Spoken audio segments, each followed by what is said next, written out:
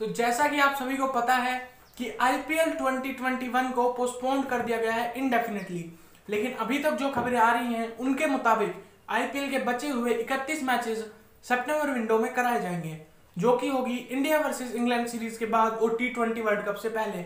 अब आप कहेंगे कि ये वही समय है जिसमें इंडिया साउथ अफ्रीका के साथ 3 मैचेस की एक सीरीज खेलने की बात कर रहा था, लेकिन चूंकि अब ये आईपीएल का मामला है तो हो सकता है कि उन सीरीज को कैंसिल करके आईपीएल के बचे हुए मैचेस कराए जाए। तो अभी तक इस वीडियो में हम बात करेंगे सभी टीमों के, अभी तक जो मिड सीजन हो चुका था सभी टीमें 7-7 मैचेस खेल चुकी थी। पंजाब किंग्स और दिल्ली कैपिटल्स अब तक 8-8 मैचेस खेल चुकी थी, बाकी टीमें 7-7 मैचेस खेल चुकी थी।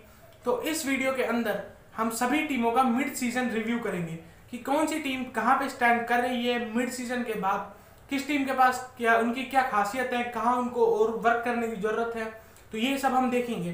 तो सबसे पहले हम शुरुआत करते हैं सीएसके से। सीएसके अब वो पुरानी सीएसके दिख रही है जिसको हम पहले से जानते हैं। वो अभी तक हुए 7 मैचेस में से 5 मैच जीतकर नंबर 2 पोजीशन पर है पॉइंट्स टेबल के अंदर। तो ये उनके लिए एक अच्छी शुरुआत थी। उन्होंने एक पहला मैच हारा था सीजन का, उसके बाद लगातार 5 मैचेस जीते और अपना आखिरी मैच हारे हैं वो। तो 5 मैचेस के 5 जीत के साथ वो पॉइंट्स टेबल में नंबर 2 पर है। तो अब हम बात करते हैं उनके लिए क्या क्या चीजें सही साबित हुई इस सीजन में। तो उसमें सबसे पहली चीज जो हुई वो थी ऋतुराज गायकवाड़ और फाफ डु प्लेसिस की ओपनिंग कॉम्बिनेशन। ये कॉम्बिनेशन इतना अच्छा काम किया कि उनकी सीएसके की आधी से ज्यादा काम तो इस कॉम्बिनेशन ने कर दिया।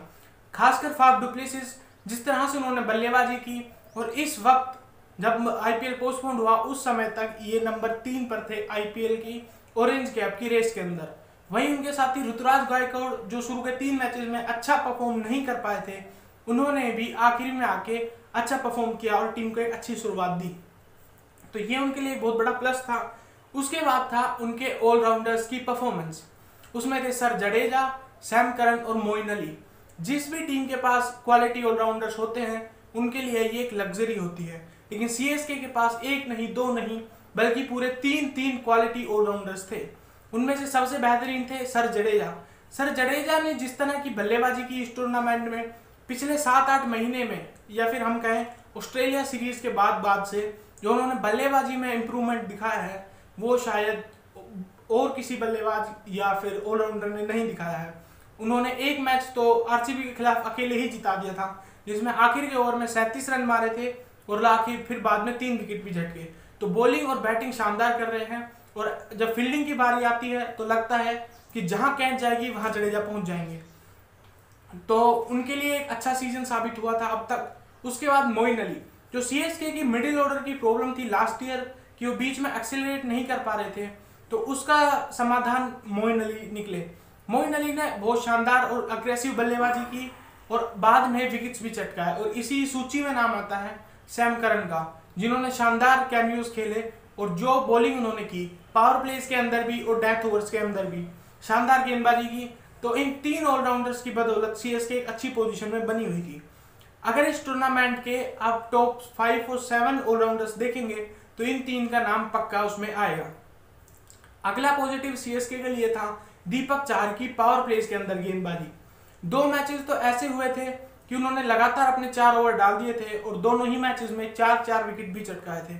अगर आप किसी भी सामने वाली टीम के 4 विकेट अगर पावर प्ले में चटका दे तो सामने वाली टीम पहले ही मैच से बाहर हो जाती है, तो उनके लिए बहुत बड़ा प्लस था। उसके आखिरी मैच में राइडू की बैटिंग और रैना ने जो 1-2 इनिंग्स अच्छी खेली वो एक बड़ा पॉजिटिव था। और सबसे इंपॉर्टेंट था धोनी की कैप्टनसी। हम सभी जानते हैं कि धोनी एक महान और बहुत बड़े कप्तान है, लेकिन इस सीजन उन्होंने जो कप्तानी की वो बहुत ही शानदार थी।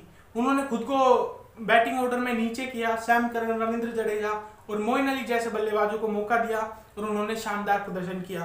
तो धोनी की कैप्टनसी बहुत ही शानदार रही, लेकिन एक एरिया ऑफ कंसर्न था उनके लिए, जो था उनका 5th और 6th बॉलर, जिसमें 5th बॉलर थे शार्दुल ठाकुर, जो बहुत खासा प्रभावित नहीं कर पाए। हम उनको जानते हैं एक ऐसे गेंदबाज के रूप में जो रन तो शायद पड़वा लेंगे लेकिन विकेट लेंगे, लेकिन इस सीजन में वो ज्यादा विकेट लेने में भी सक्षम नहीं हुए। और उनके साथ जो 6th बॉलर थे, कभी लुंगी एंगीडी, कभी इमरान ताहिर, तो वो भी इतना इंप्रेस नहीं कर पाए एक मैच को छोड़कर, तो उनके लिए थोड़ा सा एरिया ऑफ कंसर्न है। बाकी ये दोनों ही क्वालिटी गेंदबाज हैं और हमको पता है कभी ना कभी आके आपको मैचेस जिताएंगे। तो ये थी इनके लिए पॉजिटिव्स और थोड़े एरिया ऑफ कंसर्न। लेकिन मोमेंट ऑफ द सीजन अभी तक उनके लिए क्या रहा, मेरे हिसाब से उनके लिए मोमेंट ऑफ द सीजन था MS धोनी का रन आउट बचाने के लिए डाइव करना। आपको पता होगा कि MS धोनी कभी भी डाइव नहीं करते हैं। इसका एग्जांपल हमने देखा था 2019 वर्ल्ड कप के सेमीफाइनल के अंदर, जहां वो कुछ इंचेस से पीछे रह गए थे। अगर वो डाइव कर जाते और वो रन आउट नहीं होता तो शायद इंडिया फाइनल पहुंच गया होता और हो सकता है कि इंडिया जीत भी गया होता। दूसरा ऐसे इंस्टेंस याद आता है 2019 का IPL फाइनल, जहां पे MS धोनी डाइव नहीं किए और मुंबई मैच CSK मैच हार गई। तो ये एक बहुत बड़ा मोमेंट था। और अगर दूसरा मोमेंट देखा जाए तो हम कह सकते हैं रविंद्र जडेजा का 37 रन का ओवर हर्षल पटेल के खिलाफ। वो हर्षल पटेल उस समय अभी भी पर्पल कैप होल्डर है, लेकिन उस मैच के बाद, उस ओवर के बाद हर्षल पटेल को कॉन्फिडेंस की धज्जियां उड़ा दी रविंद्र जडेजा ने। तो ये दो मोमेंट मेरे हिसाब से उनके लिए अब तक के सीजन के बेस्ट थे। और अब बात करेंगे दिल्ली कैपिटल्स की, जो टीम अभी तक के 8 में से अपने 6 मुकाबले जीतकर टेबल टॉप पर बैठी हुई है। इनके लिए लगभग हर चीज सही काम की है, लेकिन जो बेस्ट चीज इनके लिए काम की वो है इनका ओपनिंग कॉम्बिनेशन। शिखर धवन और पृथ्वी शॉ ने इनको एक शानदार स्टार्ट दी है, लगभग हर बार एक ताबड़तोड़ और एक स्टेबल शुरुआत दी है। तो इस साझेदारी का इनके इस रिजल्ट में बहुत बड़ा योगदान रहा है। शिखर धवन और पृथ्वी शॉ दोनों ही ऑरेंज कैप की रेस में बने हुए हैं। अगर टॉप 7 आदमी प्लेयर्स को देखें तो ये दोनों उस लिस्ट में शामिल हैं। तो ये इनके लिए बहुत बड़ा प्लस रहा है, क्योंकि अगर किसी टीम को एक अच्छी शुरुआत मिल जाए, अच्छी नींव बिछा दी जाए, तो बाद में आने वाले बैट्समैन उसके ऊपर अच्छे से अपनी बिल्डिंग खड़ी कर सकते हैं और इमारत बना सकते हैं। और इसी तरह का काम कुछ दिल्ली कैपिटल्स ने किया है। तो उनकी ओपनिंग साझेदारी एक बहुत बड़ा प्लस रही है। दूसरी बात, मिडिल ऑर्डर में ऋषभ पंत और सिमरन हेटमायर शुरुआत में उतने अच्छे नहीं लग रहे थे, लेकिन आखिर में आते आते उन्होंने एक शानदार फॉर्म दिखाई है। और RCB के खिलाफ हेटमायर और पंत ने लगभग अपनी टीम को जीत दिला ही दी थी। वो मैच था जिसमें RCB मात्र 1 रन से जीती थी और सिमरन हेटमायर और ऋषभ पंत ने इतनी अच्छी बल्लेबाजी की कि वो लगभग मैच जिता दिया था। और उसके बाद आता है उनके लिए जो यंग खिलाड़ी थे, जिनमें एक नाम आता है आवेश खान और दूसरा ललित यादव। इनका प्रदर्शन बहुत ही शानदार रहा। स्पेशली मैं कहूंगा आवेश खान का, क्योंकि इतना इम्प्रूव्ड गेंदबाज, उन्होंने कठिन ओवर्स डाले, शुरुआत में गेंदबाजी की, डेथ ओवर्स में गेंदबाजी की और पर्पल कैप होल्डर के रेस में वो नंबर 2 पे बने हुए हैं। लगभग 14 विकेट उनके पास है और पर्पल कैप की रेस में दूसरे नंबर पर बने रहना एक इंडियन अनकैप्ड प्लेयर का बहुत ही बड़ी बात है। उन्होंने शानदार गेंदबाजी की, इकोनॉमी रेट उनका बहुत ही शानदार, और जिस तरह से उन्होंने अलग अलग फेज में गेंदबाजी की, उन्होंने पावर प्लेज में गेंदबाजी की, डेथ ओवर्स में गेंदबाजी की, और उनके लिए एक गो टू बॉलर साबित हुए आवेश खान, क्योंकि उनके लिए रबाडा वो काम नहीं कर पा रहे थे जो उन्होंने पिछली साल किया था या जैसी हम उनसे उम्मीद रखते हैं। तो ऐसे समय में आवेश खान का आना, और वो भी उमेश यादव और ईशांत शर्मा से आवेश खान का उनसे पहले खेलना एक बहुत बड़ी बात है, क्योंकि उमेश यादव और ईशांत शर्मा अच्छी गेंदबाजी पास्ट में कर चुके हैं और वो इंडियन इंटरनेशनल गेंदबाज है। उनके पहले खेलना ये दिखाता है कि दिल्ली कैपिटल्स ने उनके ऊपर निवेश किया था, उनके ऊपर भरोसा जताया और उन्होंने उस फेथ को रीपे भी अच्छे से किया।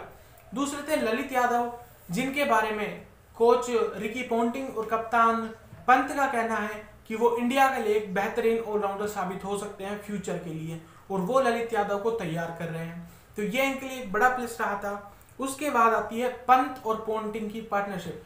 श्रेयस अय्यर के टूर्नामेंट के बाहर हो जाने के बाद ये लग रहा था कि पता नहीं पंत और पोंटिंग की बॉन्डिंग कैसी होगी और पंत किस तरह की कप्तानी कर पाएंगे, लेकिन उन्होंने जो बॉन्डिंग दिखाई है, जिस तरह की कप्तानी की है, जिस तरह से यंगस्टर्स को बैक किया है, एक बहुत ही शानदार चीज है। क्योंकि अभी तक पंत को हमने एज अ प्लेयर देखा था, कितने खतरनाक प्लेयर हैं वो, और वो अपने दम पर पूरे मैचेस जिता सकते थे, लेकिन इस समय वो जो कप्तानी कर रहे हैं, यंगस्टर्स को बैक कर रहे हैं, और वो ऐसा नहीं कर रहे हैं कि वो जो मैं कप्तान हूं मैं कहूंगा वही होगा।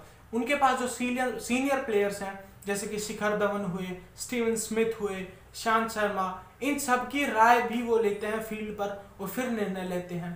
तो ये एक अच्छे कप्तान की निशानी है। फ्यूचर में क्या पता इंडिया के कप्तान बना दिया जाए उनको, लेकिन ये अभी इतनी पॉसिबिलिटी नहीं है। लेकिन श्रेयस अय्यर की एब्सेंस में एक बहुत ही शानदार कैप्टनसी की है दिल्ली कैपिटल्स के कप्तान ऋषभ पंत ने, तो एक बहुत बड़ा पॉजिटिव था। लेकिन जो कुछ चीज़ें हैं जो इनको शायद सुधारने की ज़रूरत है या इनके लिए काम नहीं की, वो है रबाडा, स्टोइनिस और स्टीवन स्मिथ का वो फॉर्म नहीं दिखाना जो दिल्ली कैपिटल्स देखना चाहती थी।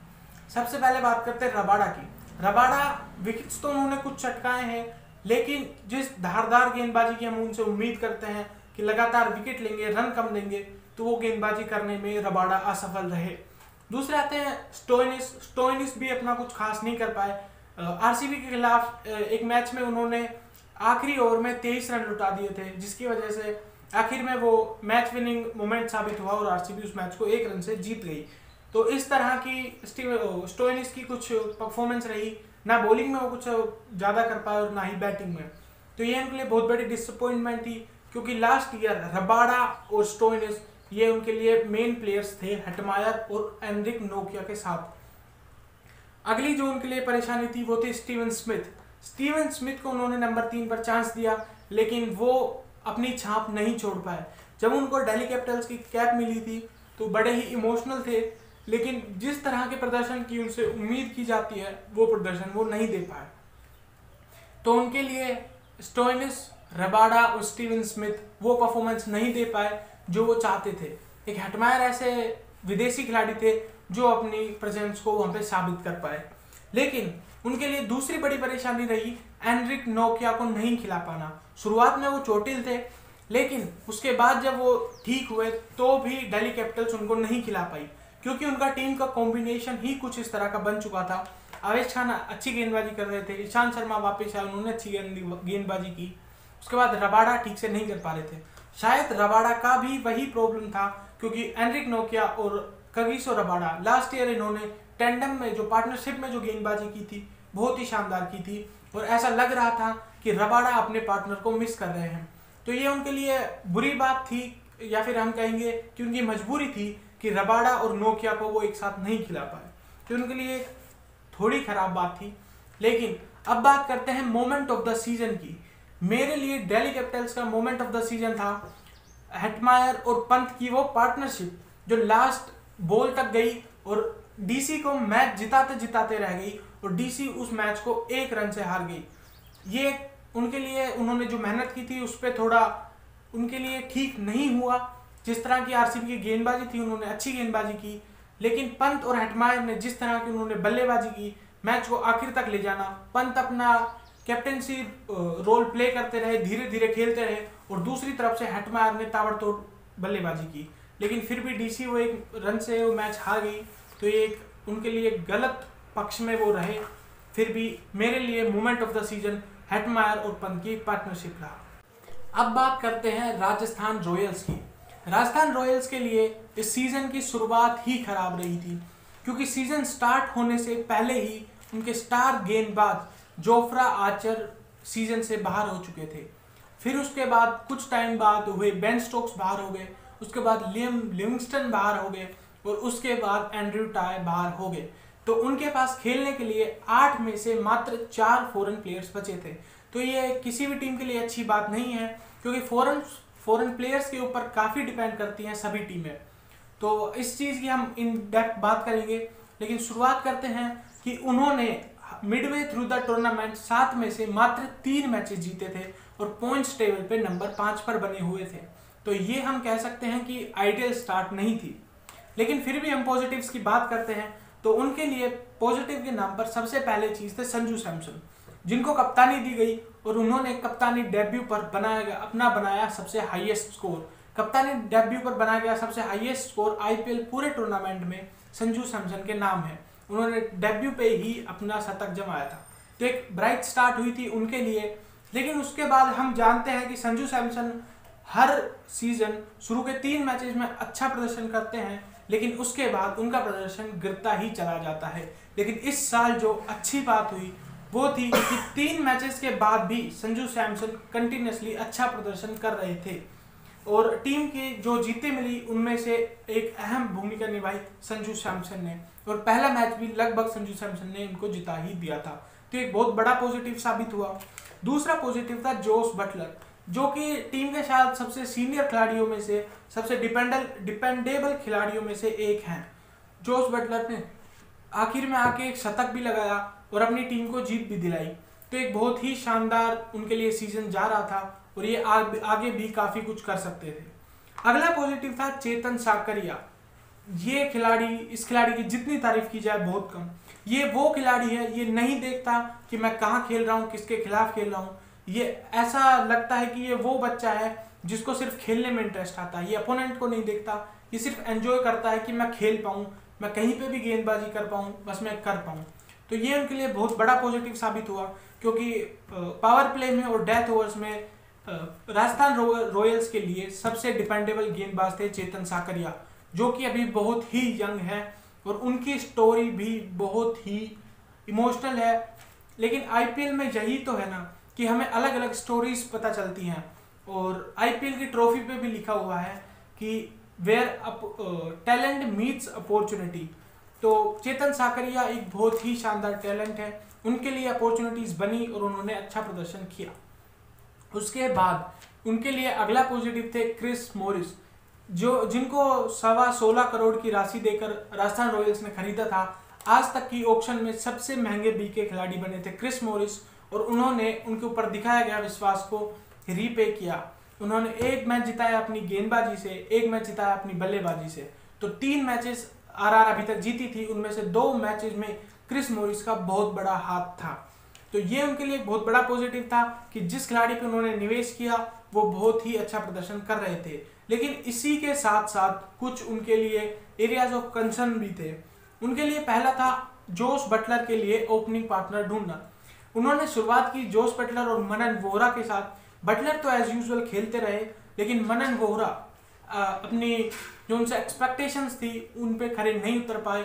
उनको कंटिन्यूसली मौके देने के बावजूद भी वो अच्छा प्रदर्शन नहीं कर पाए। फिर है जायसवाल, उन्होंने एक पारी में शुरुआत तो अच्छी की लेकिन वो भी कुछ खासा प्रभाव नहीं डाल पाए।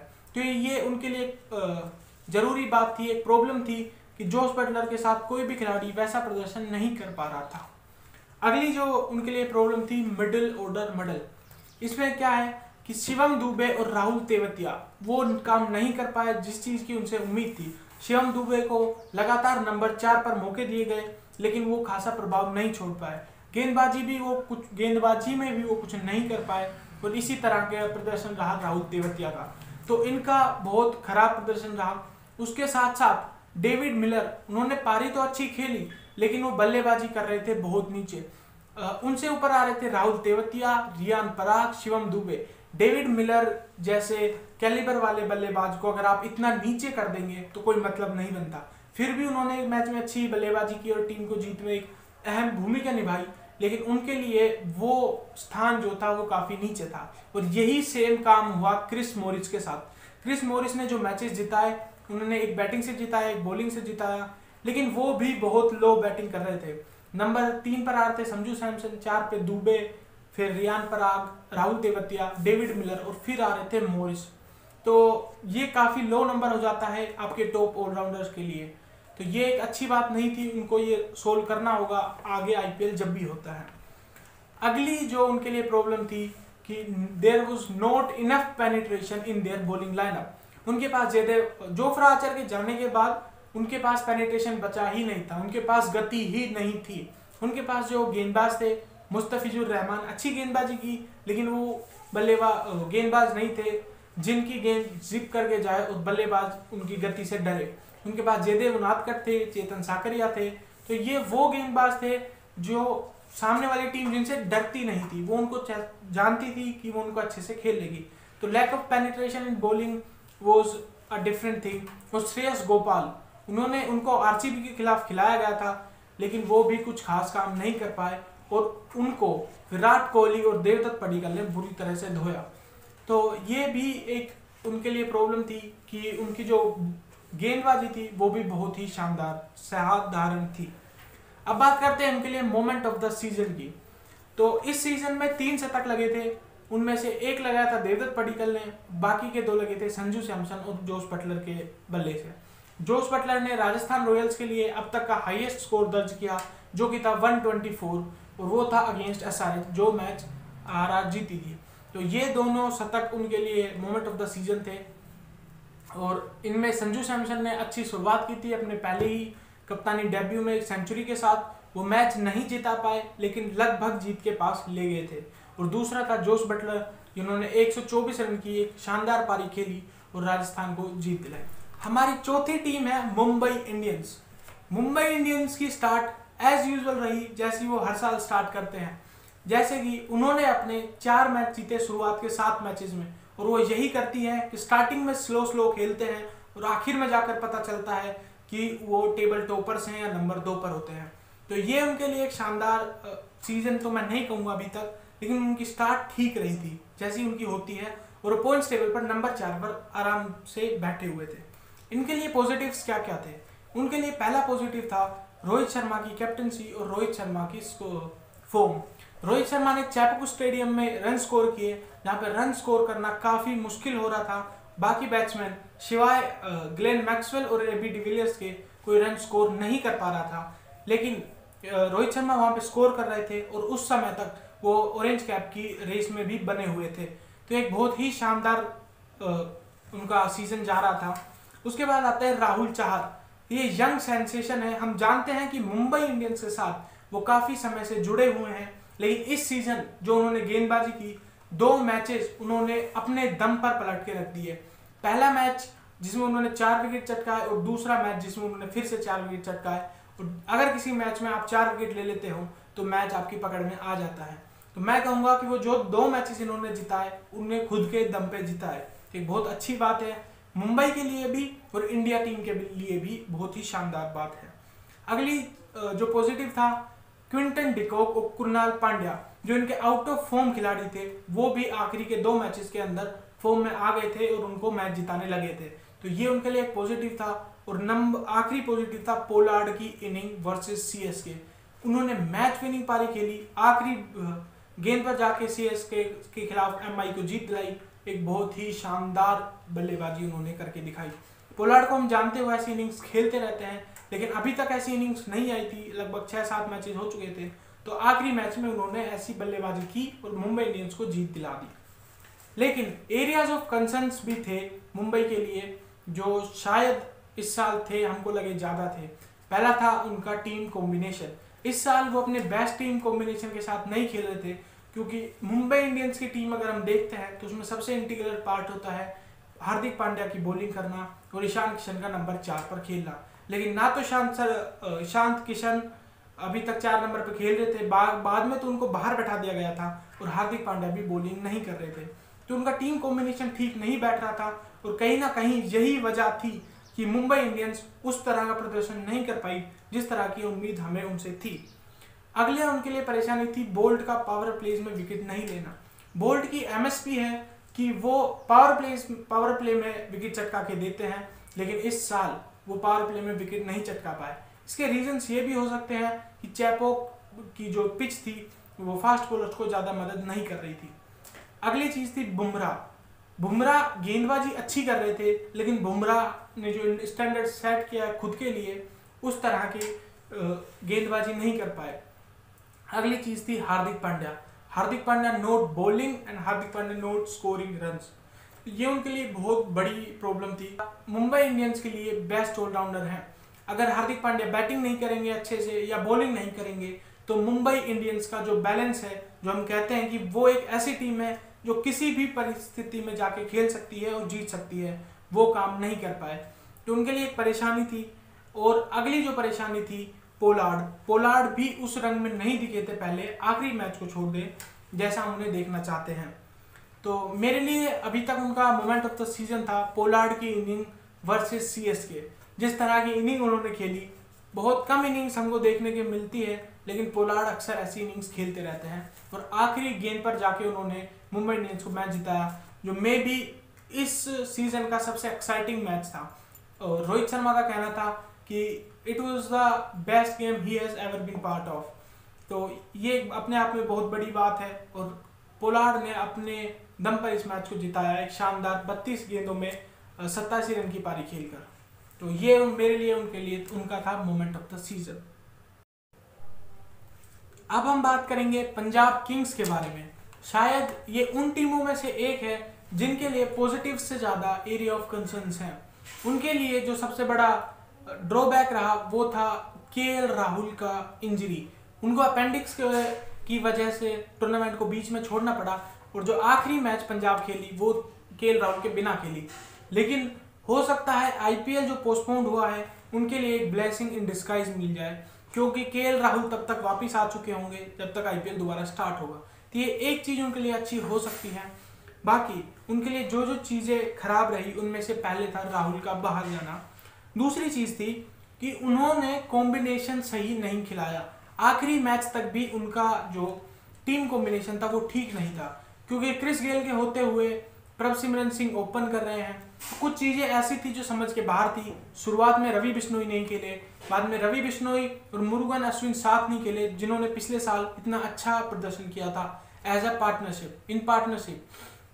तो ये सही चीज़ नहीं थी। दूसरा था इनकी जो सबसे बड़ी बात थी झाई रिचर्डसन, वो प्रदर्शन नहीं कर पाए। जिस चीज़ की उनसे उम्मीद थी वो बिल्कुल भी उस चीज़ पर खरे नहीं उतरे।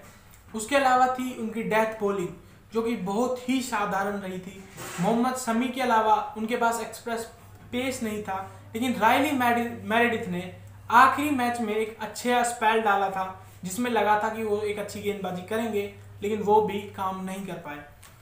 और जो उनके लिए सबसे बड़ी प्रॉब्लम रही वो थे निकोलस पूरन का फॉर्म।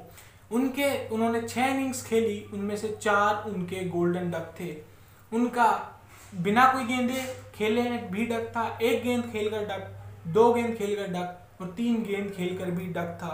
ये एक अनचाहा रिकॉर्ड है जो निकोलस पूरन ने बना लिया।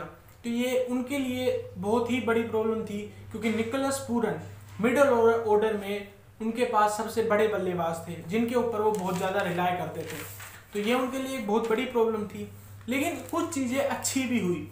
उनमें से पहला था केएल राहुल के बाहर होने के बाद मयंक अग्रवाल का स्टेपिंग अप करना, क्योंकि केएल राहुल के बाहर जाते ही अगले ही मैच में मयंक अग्रवाल को कैप्टन बनाया गया और उन्होंने 99 रन की एक बहुत ही शानदार पारी खेली और कैप्टनसी भी ठीक ठाक की।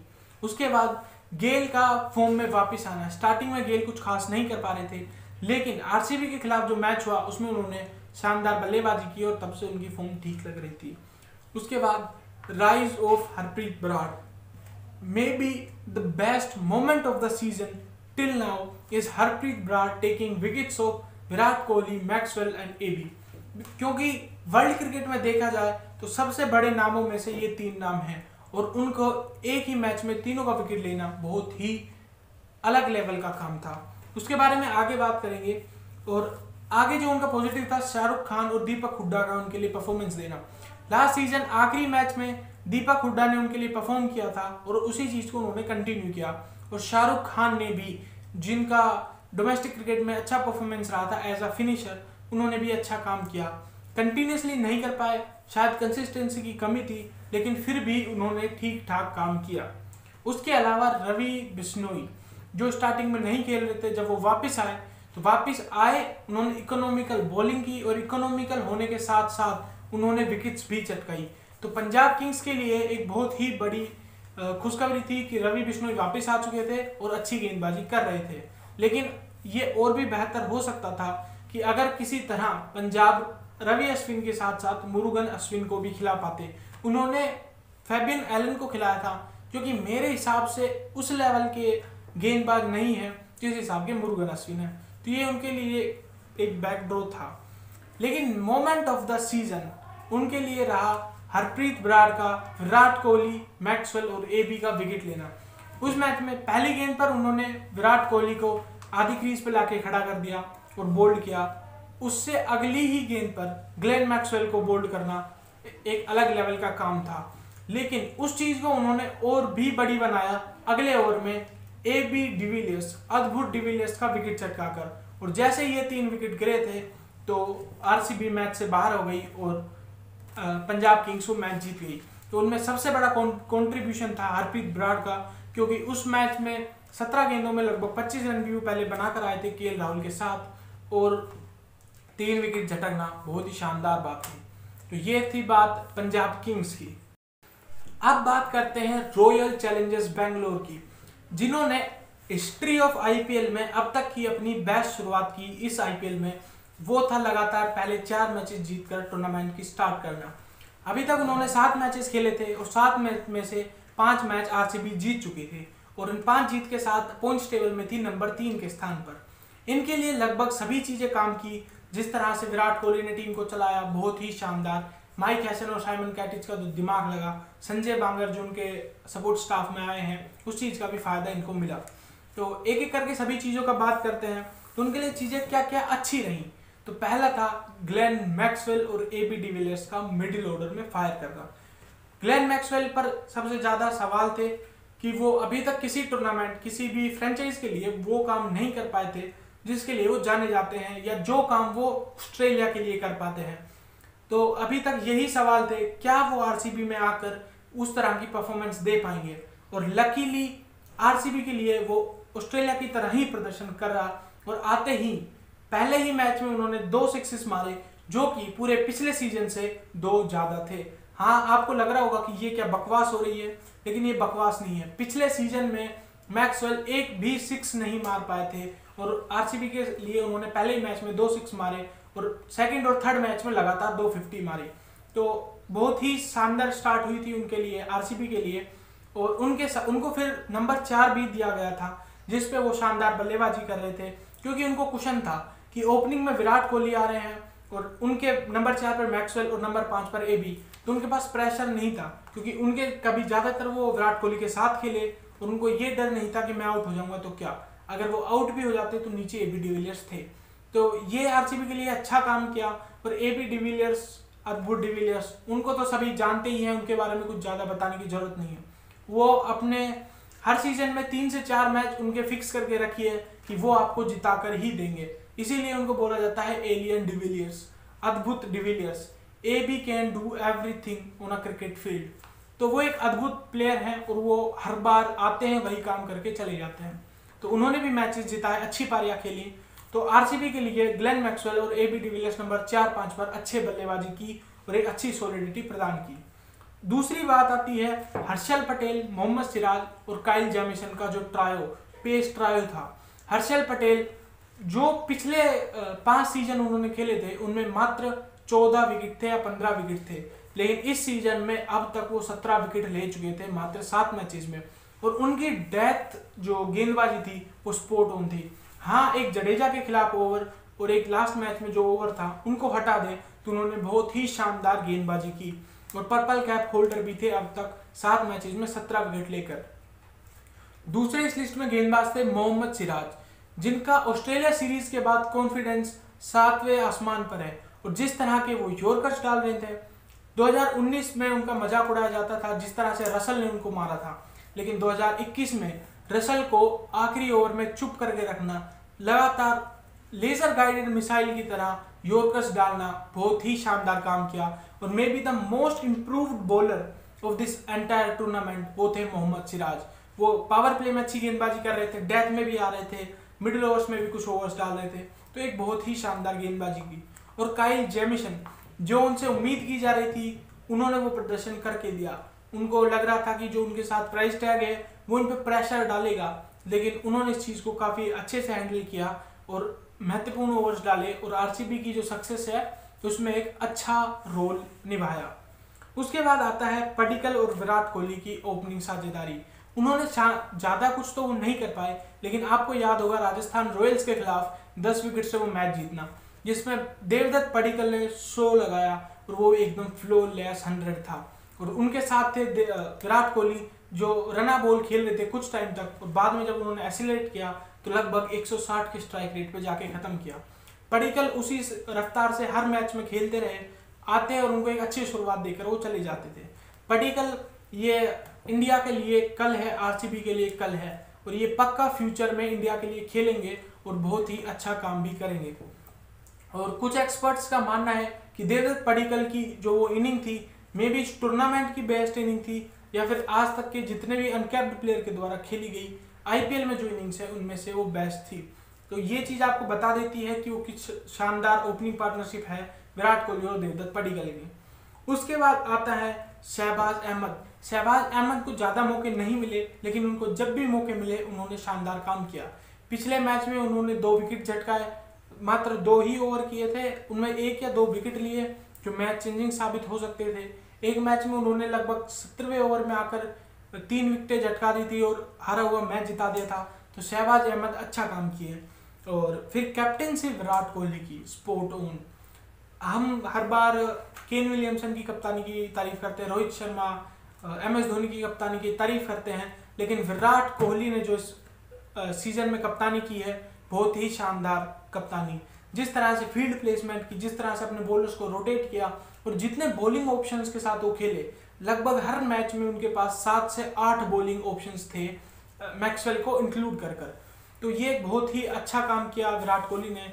उन्होंने अपनी कैप्टेंसी में जिस तरह से बॉलर्स को रोटेट किया, फील्डिंग सेटअप की, और उनकी एनर्जी के बारे में तो सबको पता ही है कि अगर वो फील्ड पर हैं तो एनर्जी हमेशा हाई होगी ही होगी। और इन सब चीज़ों के परे जो सबसे बड़ी चीज़ आरसीबी के लिए रही वो थी एक टीम की तरह खेलना। आरसीबी एज अ टीम खेला, एज अ टीम अच्छा परफॉर्मेंस दिया। अगर ओपनर्स फेल हो रहे हैं तो बीच मिडिल ऑर्डर संभाल रहा है, मिडिल ऑर्डर संभाल नहीं कर पाए तो नीचे आके कुछ छोटे लोअर मिडिल ऑर्डर के बल्लेबाज लगा रहे हैं, स्पिनर अच्छा कर रहे हैं, फास्ट बॉलर अच्छा कर रहे हैं। तो ओवरऑल एक शानदार टीम परफॉर्मेंस थी आरसीबी के लिए। लेकिन कुछ जगह हैं जहां पे आरसीबी अभी इम्प्रूव कर सकता है। उसमें सबसे पहला है डेथ बॉलिंग। डेथ बॉलिंग खराब नहीं है, लेकिन कुछ सोचने की जरूरत है। जडेजा ने जब हर्षल पटेल को आखिरी ओवर में 36 रन जड़े, उसके बाद से उनका कॉन्फिडेंस शायद थोड़ा चला गया है या उतना कॉन्फिडेंस नहीं है। हर्षल पटेल ने 2 मैचेस में 20 ओवर डाला और उसमें लगभग 60 रन दे दिए, जो आरसीबी मैचेस हारा। तो अब शायद कुछ ऐसा कर सकते हैं कि सिराज 20 ओवर डाले और हर्षल 19 ओवर डाले, क्योंकि वो एक मेंटल प्रेशर होता है जो हर गेंदबाज नहीं ले पाता। सिराज अच्छी गेंदबाजी कर रहे हैं तो वो 20 ओवर डाल देंगे, it's not a big deal. थोड़ा बहुत ट्वीक करने की जरूरत है, लेकिन सब कुछ सही जा रहा है। अगली चीज है उनका lower middle order. Lower middle order में आते हैं डैनियल सैम्स या डैनियल क्रिश्चियन में से एक, काइल जेमिसन, हर्षल पटेल, शहबाज अहमद या वॉशिंगटन सुंदर। तो ये अभी तक उस तरह की परफॉर्मेंस नहीं दे पाए हैं। जेमिसन ने आके कुछ हिटें अच्छी लगाई हैं, हर्षल पटेल ने आखिरी मैच में अच्छी बल्लेबाजी की, लेकिन वो इनफ नहीं थी। तो यहाँ पे थोड़ी सॉलिडिटी की में भी जरूरत हो, क्योंकि एबी डिविलियर्स के बाद सीधा काइल जेमिसन या फिर डैनियल क्रिश्चियन या डैनियल सैम्स आते हैं जो कि उतना कॉन्फिडेंस नहीं देते।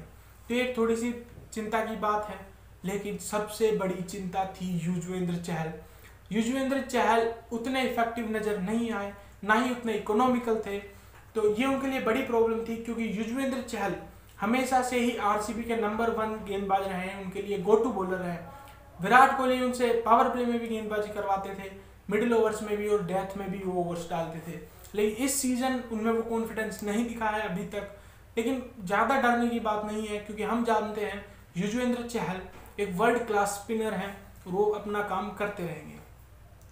तो अब बात करते हैं moment of the season for RCB, और वो था पडिक्कल का शतक। एक अनकैप्ड प्लेयर के द्वारा लगाया गया शानदार शतक, और वो भी इतना फ्लॉलेस। उनमें कभी कभी युवराज सिंह की झलकियां देखने को मिलती हैं, जिस तरह से वो फ्लिक मारते हैं, बहुत ही शानदार। तो युवराज सिंह की अगर झलक देखनी है तो आप पडिक्कल को देख सकते हैं। और पडिक्कल बहुत ही शानदार टैलेंट है और वो आगे इंडिया के लिए बहुत बड़ा कुछ ना कुछ करने वाले हैं। अब बात करते हैं सनराइजर्स हैदराबाद की। और मिड सीजन कैप्टेंसी ट्रांसफर अभी तक किसी भी टीम के लिए एक अच्छी चीज साबित नहीं हुई है। आप पूरा इतिहास उठा के देख लीजिए आईपीएल का। 2013 में रिकी पॉन्टिंग से मिड सीजन कैप्टेंसी ट्रांसफर होकर मिली थी रोहित शर्मा को। अगर उस चीज को छोड़ दें तो उसके अलावा आज तक एक भी मिड सीजन कैप्टेंसी ट्रांसफर अच्छी साबित नहीं हुई है। तो इनकी मिड सीजन कैप्टेंसी ट्रांसफर हुआ वार्नर से विलियमसन को, क्योंकि अभी तक एसआरएच 7 हुए मैचेज में से 1 मैच जीत पाई थी, और उसकी वजह से वो थे टेबल में नंबर 8 पर सबसे नीचे। इसकी हम इनडेप्थ बात करेंगे, लेकिन अभी तक इनके कुछ पॉजिटिव्स के बारे में बात करते हैं। तो इनके पॉजिटिव्स कुछ खास नहीं है, ये आप पता लगा सकते हैं, क्योंकि 7 में से सिर्फ अगर एक ही मैच जीता हो तो क्या पॉजिटिव होंगे। लेकिन उनके लिए पॉजिटिव था राशिद खान और भुवनेश्वर कुमार। भुवनेश्वर कुमार इंजरी के बाद वापस ही कर चुके थे और उनके साथ थे राशिद खान। इन्होंने अच्छी गेंदबाजी की। राशिद खान वो जो पहले उनको हम कहा करते थे कि वो एक मिस्ट्री स्पिनर है और 1-2 साल के अंदर उनकी मिस्ट्री खत्म हो जाएगी, बैट्समैन उनको रीड करने लगेंगे, लेकिन ऐसा नहीं हो रहा है। वो आज भी बैट्समैन को अचंभित कर देते हैं और विकेट्स ले लेते हैं। अगर उनको कोई टीम विकेट्स नहीं देती है तो इतने इकोनॉमिकल हो जाते हैं कि टीमें सोचती हैं कि हमारा मैच सिर्फ 16 ओवर्स का ही है, क्योंकि राशिद खान के 4 ओवर को सेफ छोड़ देती हैं। तो ये उनके लिए बड़ा पॉजिटिव था। और दूसरा पॉजिटिव था जोनी बेयरस्टो और केन विलियमसन का फॉर्म। ये दोनों खिलाड़ी शानदार फॉर्म में हैं और इससे अलावा उनके पास कोई ज़्यादा पॉजिटिव थे नहीं। लेकिन उनके लिए जो बुरी खबर थी वो थी वार्नर को कैप्टनसी से हटाकर विलियमसन को कैप्टन बनाना। विलियमसन एज अ कैप्टन ज़्यादा अच्छे साउंड करते हैं, टेक्निकली टैक्टिकली ज़्यादा अच्छे हैं, लेकिन वार्नर को कैप्टनसी से हटाना और फिर प्लेइंग 11 से भी बाहर बैठा देना एक शॉकिंग न्यूज़ थी। क्योंकि सनराइजर्स हैदराबाद के लिए 2014 से हर सीजन डेविड वार्नर ने लगभग 500 रन किए हैं, 500 से ऊपर ही रन किए हैं हर सीजन में। और इस तरह मिड सीजन कैप्टनसी ट्रांसफर करना और फिर उसके बाद उनको प्लेइंग 11 से भी बाहर बैठा देना कुछ समझ के परे था। और इस पे जो SRH का मैनेजमेंट था उनका कहना था कि ये ट्रांसफर इसलिए किया गया है क्योंकि अब हम हमारे जो ओवरसीज प्लेयर्स हैं उनके लिए थोड़ी अलग तरह की सोच रखेंगे, अलग कॉम्बिनेशन के साथ जाएंगे। तो ये उनके लिए एक बुरी खबर थी। दूसरा था relying heavily on their opening batsman. अगर पहले वार्नर और बेयरस्टो चल जाते तो वो अच्छी करती थी टीम, क्योंकि उनके पास मिडिल ऑर्डर और लोअर मिडिल ऑर्डर में ऐसे बल्लेबाज नहीं थे। मनीष पांडे को छोड़ दें, जो उन्होंने 1-2 पारी अच्छी खेली, लेकिन उन्होंने रना बॉल पारी खेली जिसकी वजह से मैचेस हारी गए हैं। लगभग उन्होंने 15 बार मनीष पांडे ने सनराइजर्स हैदराबाद के लिए 30 से ज़्यादा बॉलें खेली हैं और उनमें से 11 मैचेस सनराइजर्स हार गई है। लेकिन इसका मतलब ये है कि पारी को लंबा तो खेलते हैं पांडे साहब, लेकिन उस गति से रन नहीं बनाते जिसकी टीम को जरूरत होती है। तो ये उनके लिए बड़ी प्रॉब्लम थी। उन्होंने अब्दुल समद को भी आजमाया, विजय शंकर भी थे, केदार जाधव भी थे, लेकिन कुछ भी उनके लिए अच्छे से वर्क नहीं किया। और अगली जो चीज़ थी बॉलिंग डिपार्टमेंट। बॉलिंग डिपार्टमेंट में हमेशा कन्फ्यूजन ही रहा कि कब कौन गेंदबाजी करेगा, कौन सा बॉल गेंदबाज खेलेगा, कौन सा नहीं खेलेगा। तो ये उनके लिए डिमाइज का एक बहुत बड़ा कारण था, क्योंकि सनराइजर्स हैदराबाद की सबसे बड़ी स्ट्रेंथ थी उनकी गेंदबाजी। वो स्कोर कम लगाते थे लेकिन उसको फिर भी डिफेंड कर जाते थे अपने गेंदबाजों के दम पर। लेकिन इस सीजन वो ऐसा नहीं कर पाए, उनकी गेंदबाजी अच्छे से नहीं चली। तो ये एक बहुत बड़ा कारण था सनराइजर्स हैदराबाद के बुरे प्रदर्शन के लिए। लेकिन उम्मीद करते हैं कि आगे आने वाले टाइम में वो अच्छा कुछ कर पाएंगे। और अभी तक के मेरे लिए उनका मोमेंट ऑफ द सीजन रहा था केन विलियमसन और वार्नर और बेयरस्टो का वो एक मैच जिताना, जिसमें तीनों ही खिलाड़ियों ने रन बनाए थे और उस मैच को जिताया था। वो इकलौता मैच था जो SRH अभी तक जीती थी। अब बात करते हैं कोलकाता नाइट राइडर्स की। और ये वही टीम है जिसके खिलाड़ियों की बदौलत ये जो IPL है पोस्टपोन्ड हुआ है, जिनकी स्टार्टिंग यहाँ के कैंप से हुई थी, क्योंकि संदीप वॉरियर और वरुण चक्रवर्ती को कोविड पॉजिटिव पाया गया था। इनकी शुरुआत यहाँ से हुई, उसके बाद CSK के मेंबर्स पॉजिटिव पाए गए, फिर दिल्ली कैपिटल्स के अमित मिश्रा और उसके बाद सनराइजर्स हैदराबाद के रिद्धिमान साहा। तो शुरुआत यहीं से हुई। और जो पहला मैच पोस्टपोन किया गया था वो था RCB वर्सेस KKR। तो उसकी रीज़न मैं आपको पहले ही बता चुका हूँ कि वो कहीं इंजरी स्कैन्स के लिए गए थे और वहाँ पे वो दिक्कत हुई। लेकिन अब बात करते हैं इस टीम का अभी तक का कैसा सीजन रहा है। तो मैं कहूँगा कि इस टीम के लिए अच्छी चीज़ों से ज़्यादा बुरी चीज़ें हुई हैं, और इसी की वजह से अभी तक हुए 7 मैचेस में वो केवल 2 जीत अर्जित कर पाए थे और पॉइंट्स टेबल में भी नंबर 7 पर थे। इनके लिए क्या क्या गलत रहा? पहला था कि top order was not firing. Nitish Rana, Shubman Gill और राहुल त्रिपाठी, उन्होंने कुछ मैचेस में ठीक शुरुआत दी लेकिन उस चीज़ को कैपिटलाइज नहीं कर पाए। तो और उनकी वजह से वो जो उनका इंडियन टॉप ऑर्डर था वो इतनी ज़्यादा गेंदें खेल जाता था, लगभग 10 ओवर वो 3 बल्लेबाज खेल जाते थे। जो आगे आने वाले बल्लेबाज थे उनके लिए गेंदें कम बचती थी। जिस टीम में रशल हो, एवन मॉर्गन हो, दिनेश कार्तिक हो, शाकिब अल हसन हो, सुनील नारायण हो, पैट कमिंस हो, उनके लिए अगर आप 10 ओवर छोड़ेंगे और स्टार्टिंग में ना रन बनाएंगे उस गति से, तो दिक्कत होगी ही होगी। और इस वजह से इन सभी मेन बल्लेबाजों को कम गेंदें मिल रही थी और वो इस चीज़ को कैपिटलाइज नहीं कर पा रहे थे। अगली चीज़ जो इनके लिए काम नहीं कर रही थी वो थी बॉलिंग। बॉलिंग भी ठीक काम नहीं कर पा रही थी क्योंकि कोई भी गेंदबाज उतना असरदार नहीं दिख रहा था।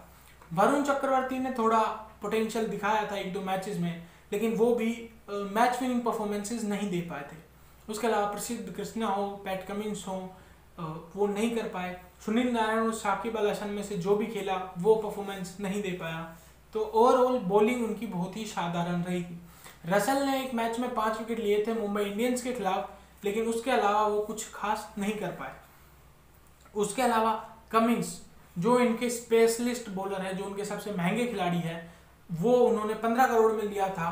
अगर उनसे आपको अप फ्रंट ही गेंदबाजी करवानी थी तो वो तो कोई इंडियन गेंदबाज भी कर सकता था। Umesh Yadav for that matter, Umesh Yadav का इकोनॉमी रेट पावर प्लेज में और मिडिल ओवर्स में बहुत ही शानदार है। वो डेथ ओवर्स में उतनी अच्छी गेंदबाजी नहीं कर पाते हैं, लेकिन अगर पैट कमिंस जो काम कर रहे हैं वो तो उमेश यादव भी कर देते। आप ओवरसीज खिलाड़ियों को लेके आते हैं ताकि डेथ ओवर्स में वो आपके लिए काम करे, जब वो आपके लिए मुश्किल ओवर्स डाले और जब विकेट चाहिए हो वो आपको विकेट निकाल के दे। लेकिन पैट कमिंस वैसा नहीं कर पा रहे थे। उन्होंने बल्लेबाजी शानदार की, लेकिन उनका काम बल्लेबाजी नहीं था, उनका काम था गेंदबाजी। अगर वो गेंदबाजी में अपना काम अच्छा करते तो उनकी बल्लेबाजी की जरूरत ही नहीं पड़ती। उसके अलावा जो नारायण और साकिब अल हसन थे, इनमें से जो भी खेला ना उन्होंने उस तरह की गेंदबाजी की और ना उस तरह की बल्लेबाजी की। इनके लिए 2 रीजन थे, क्योंकि एक तो इनकी बैटिंग बहुत ही लो आ रही थी और दूसरी बात जो जिस तरह की इन्होंने गेंदबाजी की, सामने वाले बल्लेबाज इनको बहुत ही आसानी से खेल पा रहे थे। और मे बी जो दूसरी टीम थी एसआरएच के बाद, एसआरएच का जो मिड सीजन ट्रांसफर हुआ कैप्टनसी का, वो हमें इस टीम के साथ भी देखने को मिल सकता था। क्योंकि मैच के जो आखिरी मैच इनका हुआ उसके बाद कोच ब्रेंडन मैकलम ने पब्लिकली ये बोला था कि हम कुछ ना कुछ टीम में चेंजेस देखने को मिलेंगे। और Eoin Morgan out of form चल रहे थे, ये उनके लिए एक बड़ी वजह हो सकती थी कि उनको टीम से बाहर बैठना पड़ता और इस वजह से कैप्टनसी किसी और को दी जाती। और अगर आप कहें कि सिर्फ फॉर्म की वजह से ऐसा हो रहा है तो ऐसा बिल्कुल नहीं है। उनके जो टैक्टिकल चेंजेस उन्होंने किए, जिस तरह के टीम खिलाई, कॉम्बिनेशन जो खिलाया, जिस तरह की फील्ड प्लेसमेंट थी, तो वो भी अप टू डेट नहीं थी, वो भी उस तरह की नहीं थी जैसी हम मॉर्गन से उम्मीद करते हैं। तो केकेआर के लिए कुछ भी सही नहीं हुआ, तो ये उनके लिए एक बड़ी प्रॉब्लम थी, जिस वजह से उन्होंने पॉइंट्स टेबल में नंबर 7 पर फिनिश किया। उनके लिए मोमेंट ऑफ द सीजन क्या हो सकता है? मेरे हिसाब से तो कुछ नहीं। एक रसल की जो बल्लेबाजी थी आरसीबी के खिलाफ वो कह सकते हैं, या फिर रसल ने जो 5 विकेट लिए मुंबई इंडियंस के खिलाफ, वो एक बहुत शानदार गेंदबाजी थी। उन्होंने 2 ओवर में ही 5 विकेट चटका दिए थे मुंबई इंडियंस को और एक बहुत ही लो स्कोर पर रोक दिया था। लेकिन मुंबई इंडियंस जो टीम है उन्होंने कोलकाता को फिर भी हरा दिया। तो ये था अभी तक के सभी टीम्स का रिव्यू। लेकिन अब हम बात करेंगे कि अभी तक की स्टैंडिंग्स को देखते हुए क्या लगता है कि अगर टूर्नामेंट आगे जाता है तो वो कौन सी 4 टीमें हैं जो प्लेऑफ्स के लिए क्वालिफाई करेंगी। तो डेफिनेटली पहली टीम होगी दिल्ली कैपिटल्स, क्योंकि वो पहले ही 8 मैचेस में से 6 जीत चुके हैं और बाकी के अगर 6 मैचेस में से वो 2 मैच भी जीत जाते हैं तो उनकी क्वालिफिकेशन को कोई नहीं रोक सकता।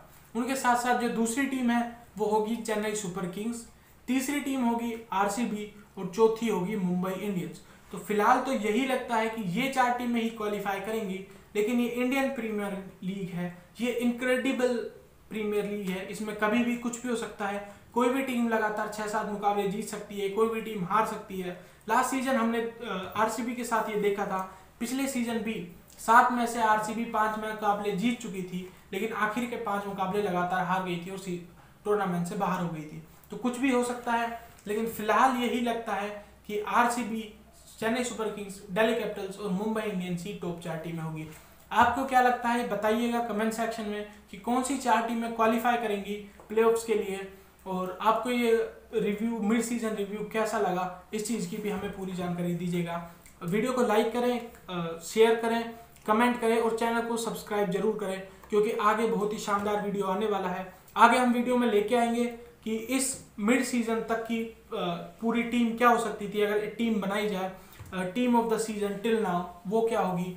तो और आगे भी इंटरेस्टिंग फैक्ट्स आते रहेंगे कुछ ना कुछ, और जितनी भी खबरें हैं क्रिकेट जगत से रिलेटेड वो हम आपको डेली देते रहेंगे। तो आप हमें सपोर्ट कीजिए। और हम आपके लिए कुछ ना कुछ अच्छा जरूर करते रहेंगे। Thank you so much.